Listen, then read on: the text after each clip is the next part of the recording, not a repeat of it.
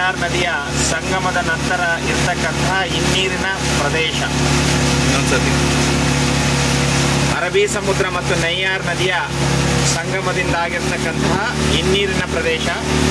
ಅಲ್ಲಿ ಕಾಣ್ತಕ್ಕಂತಹ ಮರಳು ತಿಣ್ಣಿಯ ಆಚೆ ಇರ್ತಕ್ಕಂಥದ್ದೇ ಅರಬ್ಬಿ ಸಮುದ್ರ, ಈ ಕಡೆ ಇರ್ತಕ್ಕಂಥದ್ದೇ ನೈಯಾರ್ ನದಿ ಮತ್ತು ಸಮುದ್ರದ ಉಪ್ಪು ನೀರು ಮಿಶ್ರಿತ ಪ್ರದೇಶ.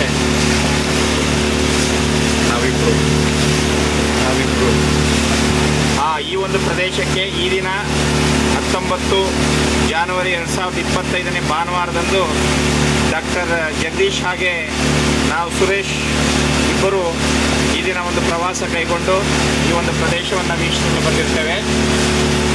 ಹಾಗೆಯೇ ಈ ಪ್ರದೇಶ ನಿಜವಾಗಲೂ ನಯನ ಮನೋಹರವಾಗಿದೆ. ಸೊ ಸಮುದ್ರ ಮತ್ತು ನದಿಯ ಮಿಲನ ನೋಡಲಿಕ್ಕೆ ಎರಡು ಕಣ್ಣು ಸಾಲದು. ಸೊ ಆ ರೀತಿಯಾಗಿದೆ.